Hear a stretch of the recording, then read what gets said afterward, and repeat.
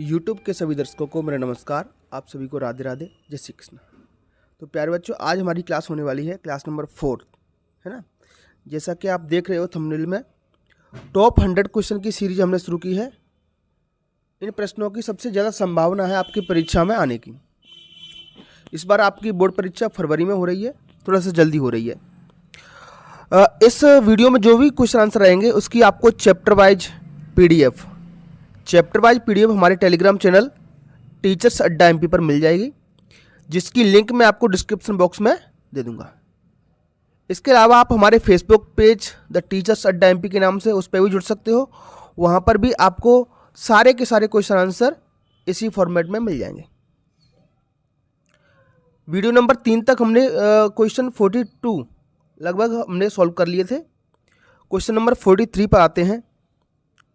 ये आपके चैप्टर 10 से लिया गया है, जिसका नाम है द सेरमन्स एट बनारस। सेरमन्स का मतलब होता है एक धर्म सभा, ठीक है,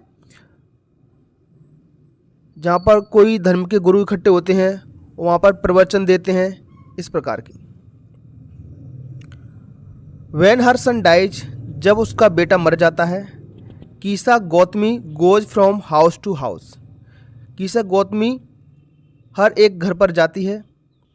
what does she ask for, वह किस चीज़ की मांग करती है। आस्क फॉर मतलब मांगना। डज सी गेट इट, क्या उसको यह मिला। वाई नॉट, और नहीं मिला तो क्यों नहीं मिला। बेटा प्रश्न पूरा पढ़ना होगा आपको बेटा, और समझना होगा क्या क्या चीज़ें पूछी गई हैं, ठीक है। पहला प्रश्न ये पूछा गया, why does she ask for, उसने किस चीज़ की मांग की। डज सी गेट इट, क्या उसको यह मिला, और नहीं मिला तो क्यों नहीं मिला। 3 प्रश्न है बेटा इस प्रश्न में, ठीक है। चैप्टर आपने पढ़ लिया होगा प्यारे बच्चों। अगर आपको चैप्टर पढ़ना है और सारे के सारे क्वेश्चन सॉल्व करने हैं तो उसकी वीडियो मैं अलग से बना दूंगा। यहाँ पर सिर्फ और सिर्फ हम मोस्ट इंपोर्टेंट क्वेश्चन के बारे में बात कर रहे हैं। ये कीसा गौतमी है, ये चित्र में आप देख सकते हो। इसका बालक ये मर गया है और ये बुद्ध के सामने बैठी है। When her son dies, Kisa Gautami goes house to house asking for medicine that would cure her child. इतना सा प्रश्न से लिया बेटा हमने, when her son dies, Kisa Gautami goes house to house. तो इसको याद नहीं करना है आपको, प्रश्न में से वैसा वैसा लिख देना है। आस्किंग फॉर, देखो ये लिखा ना आस्क फॉर, इसका जवाब है ये। आस्किंग फॉर मेडिसिन, वो दवाइयों के लिए मांग रही थी। That would cure her child, जो दवाइयाँ उसके बच्चे को ठीक कर देंगी। नो, देखो इसका जवाब। डज सी गेट इट, क्या इसको ये मिला। No, she does not get it, हो गया जवाब इसका। क्यों नहीं मिला। Because her son was already dead, क्योंकि उसका बेटा पहले से ही मर चुका था। And there is no medicine, और ऐसी कोई दवाई नहीं है। That could bring dead person back to life, जो मरे हुए व्यक्ति को जीवन दे सके। तो जितने जितने पार्ट पूछे गए हैं उन सभी का जवाब हो गया है। अगर बेटा आपको वीडियो हमारा पसंद आए तो बेटा लाइक शेयर जरूर करें, और कमेंट बॉक्स में अपने विचार लिखें कि आपको इनसे थोड़ी सी भी हेल्प मिलती है तो जरूर कमेंट करें। क्वेश्चन नंबर 44, ये भी इसी चैप्टर से है। What does Kisa Gotami ask for the second time. एक बार प्रत्येक घर में गई, फिर दूसरी बार भी गई गौतम बुद्ध के कहने पर। What does Kisa Gotami ask for the second times, she goes from house to house. दूसरी बार वो प्रत्येक घर को जाती है तो वो क्या मांगती है। डज सी गेट इट, क्या उसको वो मिला। वाई, क्यों। After Kisa Gautami speaks with the Buddha, Buddha से बात करने के बाद। She again goes house to house, वह द्वारा हर एक घर गई। Looking for mustard seed, mustard माने होता है सरसों, सरसों के बीज मांगने के लिए गई, क्योंकि ऐसा गौतम बुद्ध ने उससे कहा था। And asked by Lord Buddha, जैसा, एज का मतलब जैसा भगवान बुद्ध के द्वारा कहा गया। No, she does not get it, उसको ऐसा नहीं मिला। Because Buddha asked her to, क्योंकि बुद्ध ने उससे कहा था get mustard seed from the, उन व्यक्तियों के घर से आप मस्टर्ड सीड लेके आइए, सरसों के बीज लेके आइए।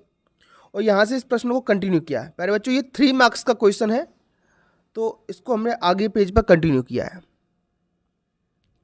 Seed from house where no one had lost a child, ऐसे घर से सरसों के बीज लेकर आइए जिसके घर में कभी किसी बच्चे की मृत्यु ना हुई हो, हस्बैंड उनके पति की मृत्यु ना हुई हो, मदर फादर माता पिता की मृत्यु नहीं हुई हो, और फ्रेंड या किसी मित्र की मृत्यु ना हुई हो। But she could not find such a house, लेकिन उसको ऐसा घर नहीं मिला। ठीक है, चलिए नेक्स्ट क्वेश्चन पाते हैं। Why did Siddhartha Gautam abandon his luxurious life, luxurious मतलब विलासिता। गौतम बुद्ध प्यारे बच्चों एक राजा थे, हर चीज थी उनके पास। ठीक है, विलासिता, लग्जूरियस मतलब विलासिता, किसी भी चीज की कोई कमी नहीं, बड़ा सा महल, नौकर चाकर, खाने के लिए अच्छे व्यंजन, खूब सारी संपत्ति, सब कुछ था उनके पास।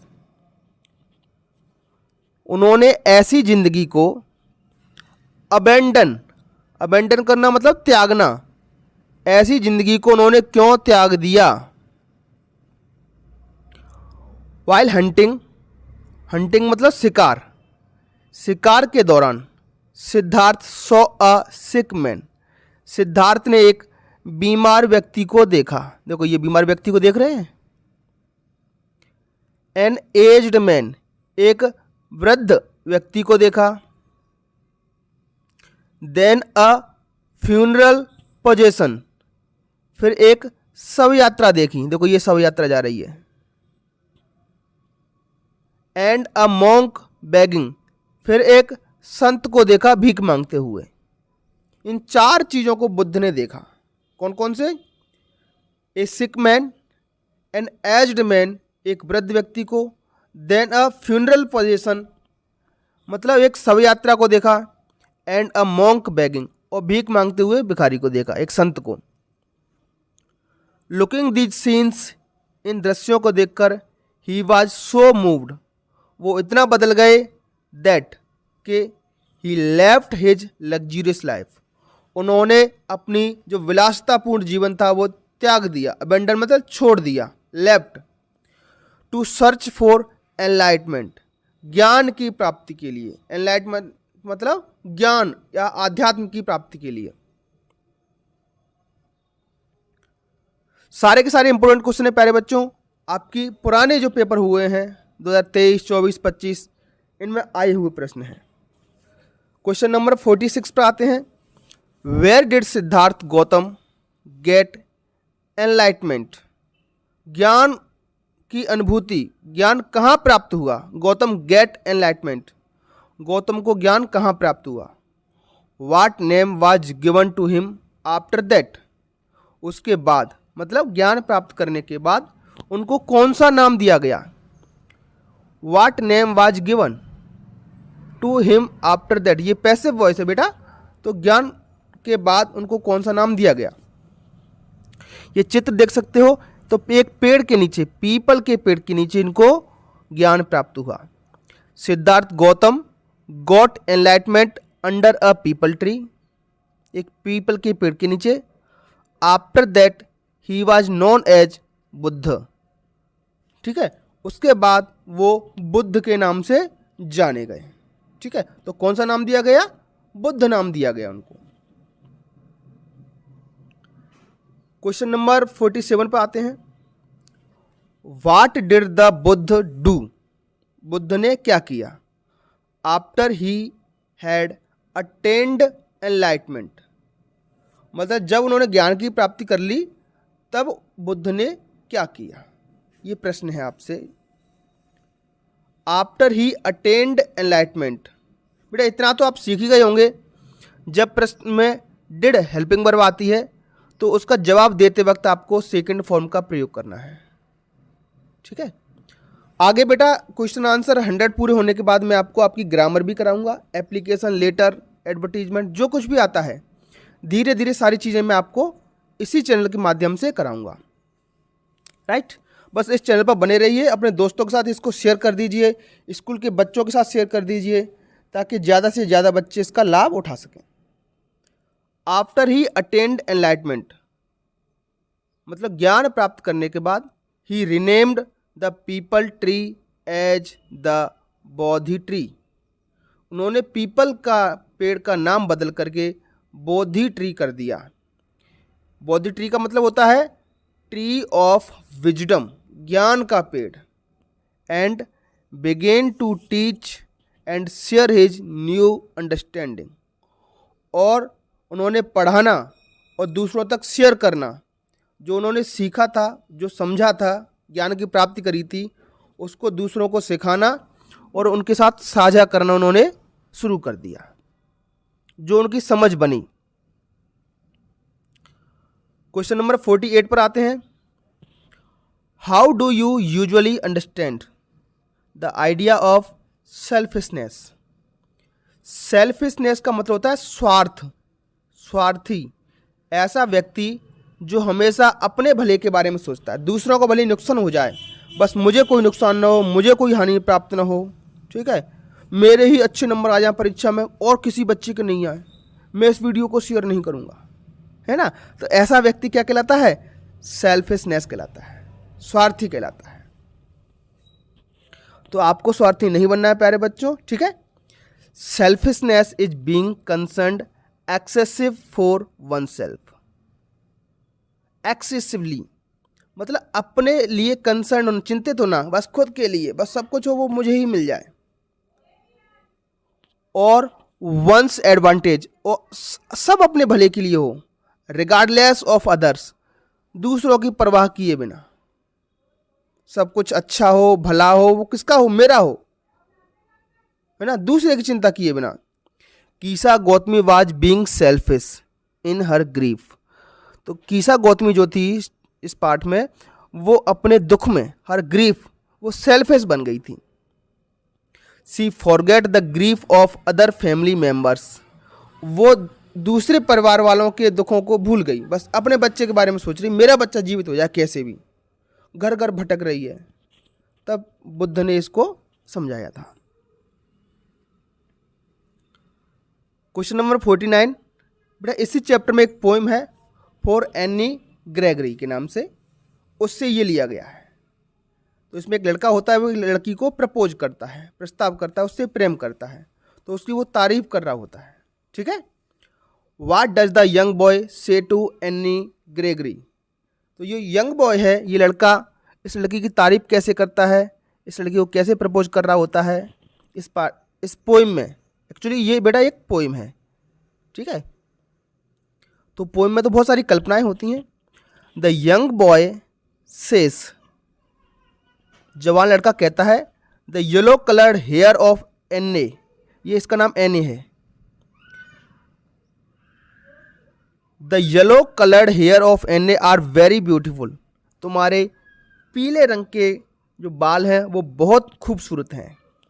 And cover her years like a protective wall around a fort, और ये आपके जो कानों तक आते हैं वो इस तरीके से कानों को ढकते हैं, कानों की सुरक्षा इस तरीके से करते हैं, प्रोटेक्टिव वॉल, जिस प्रकार से किले के चारों तरफ एक दीवार हो, मतलब जो लटें बालों की कानों तक आ रही हैं उसकी ये तारीफ कर रहा है।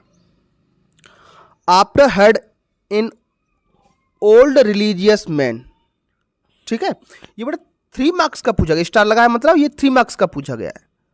After heard an old religious man, एक वृद्ध व्यक्ति की बात सुन करके, ही सेड दैट, वह यह कहता है कि, इसके आगे है, a true lover will be the one, एक सच्चा प्रेमी वो है, one who love for her inner qualities, जो किसी व्यक्ति की आंतरिक गुणों की वजह से प्यार करे, एंड नॉट हर लुक्स, उसके सिर्फ बाहरी दिखावे से नहीं। God loves human beings for their inner qualities, भगवान लोगों को उसके अंदर की क्वालिटी से प्रेम करते हैं। बेटा अगर यहाँ इसमें से और छोटे छोटे क्वेश्चन आगे से पूछे जाएं, जैसे उसकी लड़की के बालों का कलर कैसा था, तो यहाँ लिखा है येलो, ठीक है। ओल्ड मैन ने क्या सलाह दी, तो ये लिखा है कि जो a true lover will be the one who loves for her inner quality, उसको ट्रू लवर कहते हैं, ठीक। तो इसमें से बहुत सारे प्रश्न अलग अलग कई तरीके से बनाकर पूछे जाते हैं, तो जवाब आपका यही होगा, ठीक है। ओल्ड मैन ने क्या कहा यंग बॉय से, ठीक। लड़की के बालों का कलर कैसा था, गॉड, ये भी प्रश्न पूछा गया है, गॉड किसको प्रेम करते हैं, तो God loves human being for their inner qualities, ठीक है। चैप्टर नंबर 11 से एक प्रश्न है बेटा आपके लिए, ये भी 3 मार्क्स में पूछा गया है। How did marriage take place finally, अंत में किस प्रकार से शादी संपन्न हुई। तो बेटा इसमें एक ये लड़का है लोमोव और ये लड़की के पापा हैं सुबोकोव, ठीक है। और लड़की का नाम है नटालिया। तो ये लड़का लड़की को प्रपोज करने के लिए आता है उसके पिता के पास, लेकिन कुछ बातों ही बातों में बहस हो जाती है, बहुत बहस होती है पूरी के पूरे चैप्टर में। तो ये लड़की के पापा बेहोश हो जाते हैं, ठीक है। पहले की लड़की के पापा को लगता है ये पैसे उधार लेने के लिए आया है, तो ऐसी कुछ कहानी है। इसके आंसर पर आते हैं। In the beginning Chubukov thought, शुरुआत में सुबोकोव सोचता है that Lomov had come to borrow money, कि लोमोव ये जो लड़का है वो पैसे उधार लेने के लिए आया है। आफ्टर लॉट ऑफ आर्ग्यूमेंट्स, बहुत सारे वाद विवाद के बाद, नटालिया जो लड़की का नाम है गिव्स हर कॉजेंट टू मैरी, अपनी सहमति शादी के लिए दे देती है। सुबोकोव गेट्स देम मैरिड हरीडली, सुबोकोव उनकी जल्दी से फटाफट से शादी कर देता है।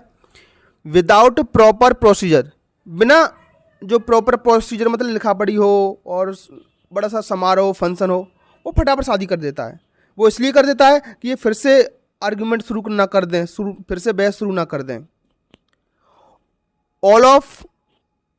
All 3 of them become happy, तीनों के तीनों खुशी हो जाते हैं।